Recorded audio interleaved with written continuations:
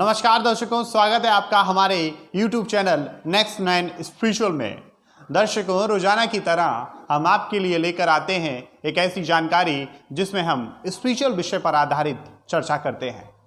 तो दर्शकों, आज का हमारा विषय है महाभारत से जुड़ा वो राज जो आज तक बहुत कम लोग जानते हैं। जी हाँ दर्शकों, माता कुंती को तो सभी आप जानते होंगे। माता कुंती पांडु की पत्नी और पांडवों की माता थी। पांडव कौन थे? युधिष्ठिर, अर्जुन, भीम, नकुल, सहदेव, ये 5 पांडव थे जो महाभारत में महाबलवान माने जाते थे। महाभारत की कहानी अद्भुत थी। महाभारत में जो वीर पैदा हुए वो भी अद्भुत थे। महाभारत की गाथा का वखान जितना किया जाए उतना कम है। जी हाँ दर्शकों, महाभारत में एक से एक बलवान, एक से एक वीर, एक से एक बढ़कर एक योद्धा था। तो दर्शकों, आज की चर्चा हमारी उस योद्धा के बारे में चर्चा करने पर है जिस योद्धा को बहुत कम लोग जानते थे। जानते तो सभी थे, लेकिन उसका दूसरा रहस्य क्या था, उसका दूसरा राज क्या था, इस पर बहुत कम लोग चर्चा करते हैं। दर्शकों, दानवीर कर्ण को तो आप सभी जानते हैं, जो दुर्योधन का परम मित्र था। लेकिन क्या आप जानते हैं कि जो दुर्योधन का परम मित्र था वो पांडवों का भाई था, पांडवों का सबसे बड़ा भाई था। इस बात का राज पांडवों को तब पता चला था जब वो अंतिम युद्ध करने कर्ण से जाते हैं। उन्हें ये बात का एहसास होता है कि वो भी उसका भाई है। अर्जुन को इस बात का एहसास होता है कि कर्ण उसका भाई है। और उसके बाद में और माता कुंती के जहन में ये बात आ जाती है कि अगर कर्ण मरा तो भी उसका पुत्र और अर्जुन मरता है तो भी उसका पुत्र। माता कुंती को ये बात अंदर ही अंदर से खाई जाती है। तो वो भगवान श्री कृष्ण से पूछती हैं कि इनमें से हमारे कौन कौन बचेगा और कौन कौन इसमें रहेगा। तो इस पर चर्चा करते हैं। आइए बात करते हैं अगले रहस्य की। तो दर्शकों, बात कर लेते हैं दानवीर कर्ण के बारे में। जी हाँ दर्शकों, दानवीर कर्ण को तो आप सभी जानते हैं।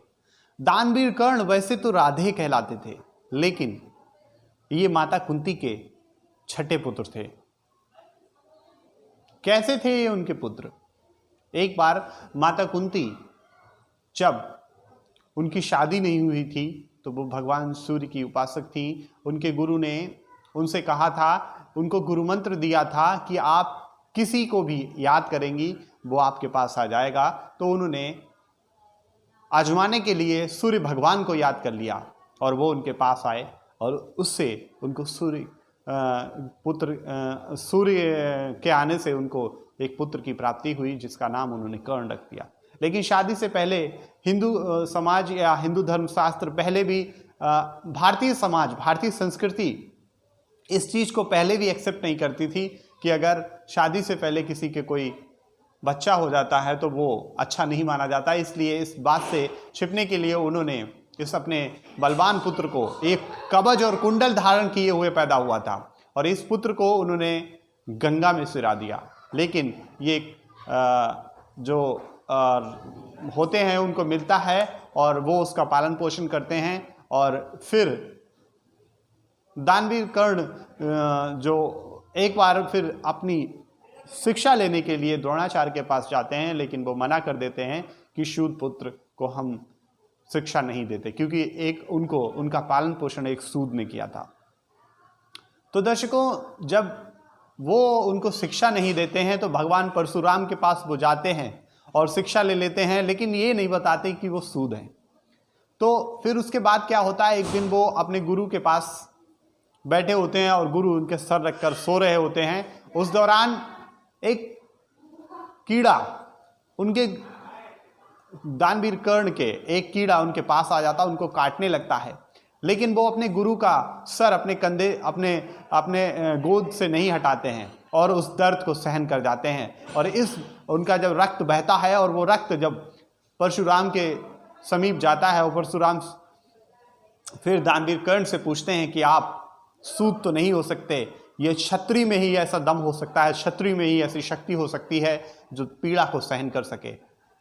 तो फिर वो उसको श्राप देते हैं कि जिस दिन तुझे मेरी विद्या का सबसे ज़्यादा ज़रूरत होगी उस दिन तू मेरी विद्या भूल जाएगा।